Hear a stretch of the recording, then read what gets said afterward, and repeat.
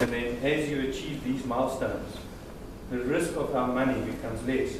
And then we both start sharing in the benefit. And then there is no one that does this. Because entrepreneurs aren't prepared to. Majority of entrepreneurs actually, as a founder of the company, pull out because they first don't understand financial outcomes and never plan if there's an incubator, they're going to take 30%. There's an accelerator, they take another 40%, and the same for the second. So they never go to the company and that's the business. Yeah, and I personally don't want to ever list on the JSE, but some companies, it's the best way for them to raise more cash in order to do stuff. It's just one, some people use that as an exit strategy. I say that's imprisonment. As a manager, that's imprisonment. You rather want to be able to say, now I'm the owner and I'm a majority shareholder, let some other managers deal with it. But yeah, that would be an exit strategy. So what is the entrepreneur committing then? If you're giving me 100 grand for my idea, what do I give you? 100% of the company. Of what company? The idea, the IT. If it's at the idea stage and there's no valuation, you have no assets, you have, what do you have then? You have... I have the rights to your idea. And how do you quantify that? How do you, how does that keep me from going to someone else and saying, well, here's my idea, you can buy it as well? Fraud. The criminal offense. So how do you define how do you define what you're buying from? Well, you've got to put on paper what it is you're selling. What is your idea? And how does the entrepreneur commit to you then? Like what is his commitment to you? Well, his commitment is that his idea belongs to me if he wants to go away.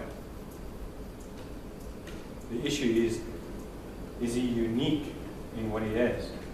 Generally, it will be, those kind of things will be technical things. So like someone invents something, but then there's normally a patent, and generally they need the money to get the patent. And now if I own the patent, but you own the knowledge of how to get it there, and if we fall out, I've got a patent that cost me 100 grand. Yeah. So that's the risk. Good questions though. Good questions. We're a little bit off team dynamics and thing, but in essence they do link up. Yeah, I've got one little video. Have I got enough time?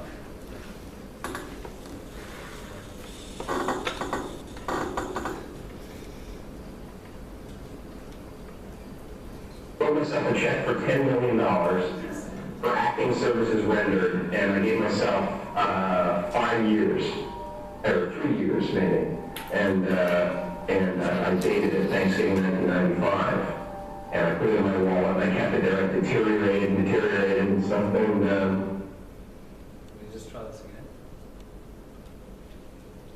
Wrote myself a check for $10 million for acting services rendered, and I gave myself 5 years, or 3 years maybe, and I dated it Thanksgiving 1995, and I put it in my wallet, and I kept it there. It deteriorated, and something, but then just before Thanksgiving 1995, I found out that I was going to get $10 million on. Yeah, right. No, yeah.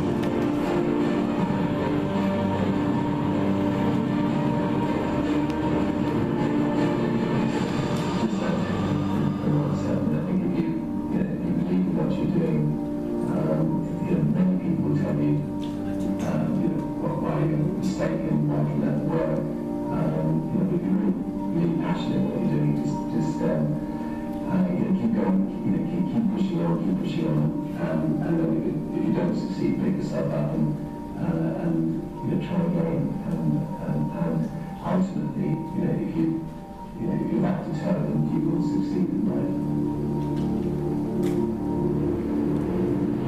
This is a major opportunity. This is a major lifetime event for you. In all the years that I've been doing this, only one person has quit, left. I've been raised that there's only been one person, because some people, and sometimes you really suffer. It's very tough. People say you have to have a lot of passion for what you're doing, and it's totally true. And the reason is because it's so hard that if you don't, any rational person would give up. It's really hard, and you have to do it over a sustained period of time. So if you don't love it, if you're not having fun doing it, and you don't really love it, you're going to give up. And that's what happens to most people. Actually, we really look at the ones that ended up, you know, being successful in both the eyes of society and the ones that didn't. Oftentimes, it's the ones that were successful love what they did, so they can persevere when, you know, it got really tough. And the ones that didn't love it quit, because they're saying, right, we don't put up with this stuff if you don't love it. So it's a lot of hard work, and it's a lot of worrying constantly. And if you don't love it, you're going to fail. Make a choice, right? You just decide what it's going to be, who you're going to be, how you're going to do it. Just decide. And then from that point, the universe is going to get out your way. There's only about 1% of people that have the ability to really take risks, entrepreneurial risks. 99% of the population can work for a business once it's established.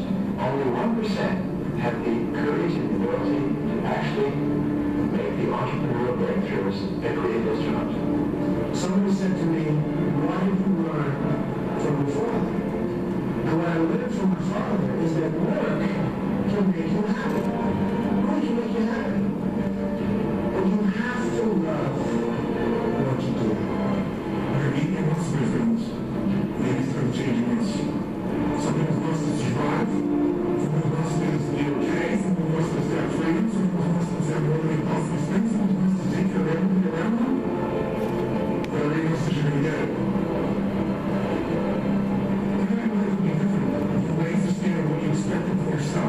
Yourself that will companies can shift. It's all about changing the shift from us.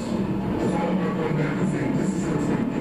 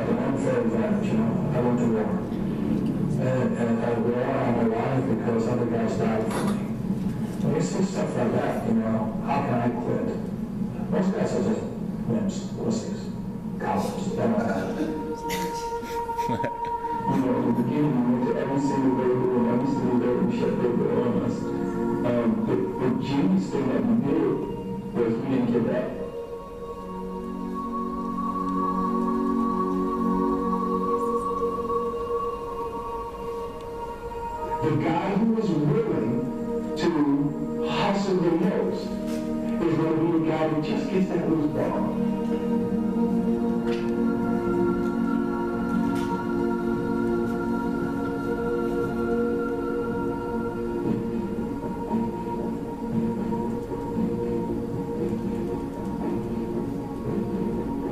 It takes something you already know.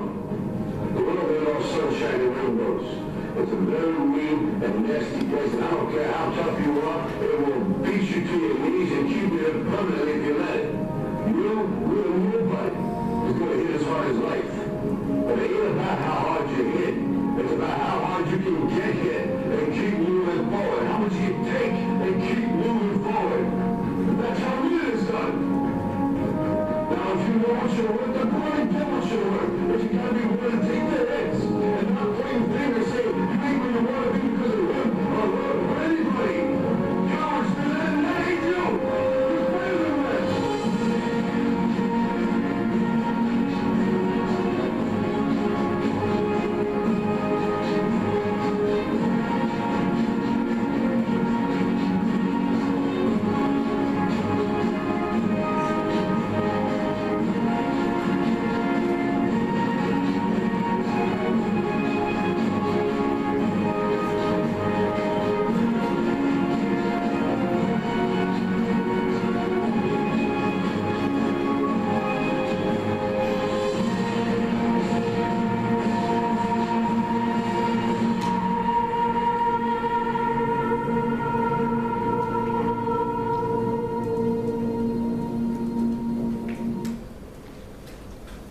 Right. So there's some pretty well-known entrepreneurs there. But what is, I don't necessarily agree with everything they've got said. Okay, but there was one or two key points under there. Love what you do. Decide. Choice. Never give up what you do. Yep. To get off your ass and work. I tell you this, that's one, it doesn't matter what you believe, who you believe in, the one thing is true. What you put in, you will get out. Maybe not on this project, but the lessons that you're going to learn on everything is, on everything that you do is, must build you onto the next level. Okay, so I've started 9 businesses of my own. I have 3 that are still standing, in which I'm only working in one. But I've got over 76 entrepreneurial businesses that are still running, that I've helped start. And I could never have done that if I didn't fail. So don't do things because you're afraid of failing. Do things because you're afraid that you're not going to achieve what is there for you. Success, we spoke about. You're going to be the happiest man or woman. Okay, always, 100%. And you can't do this. Steve Jobs says, you're insane to start your own business. You're insane because of what you're going to go through. But you can only do that when you love it. And that's the key. And when your love, your passion, remember that Eden, that point of Eden, there must be a little bit of money. I mean, you can't do what you really love and not earn a living, because then you're just going to die. So, depending on what you need for cash is, don't make cash the ultimate. Rather make the purpose ultimate. All right? Thank you very much.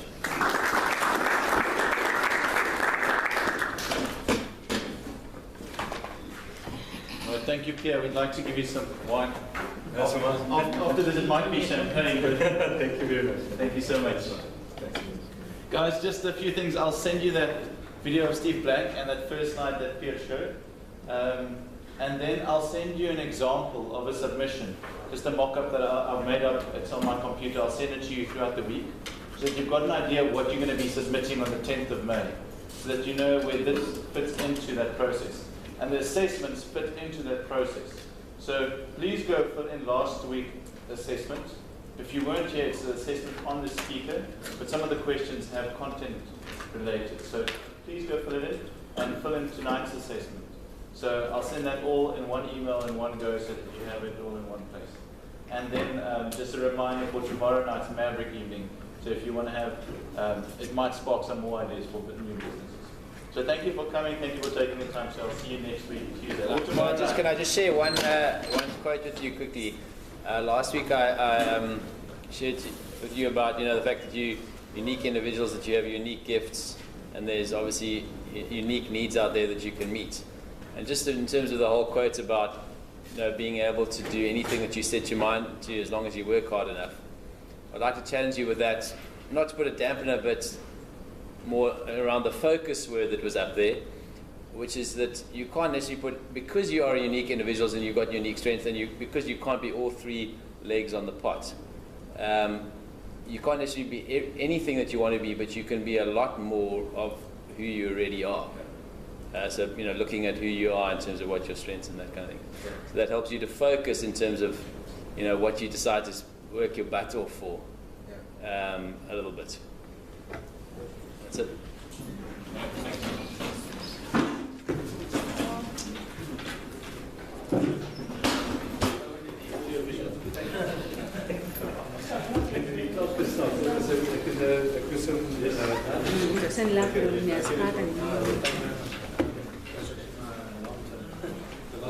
Very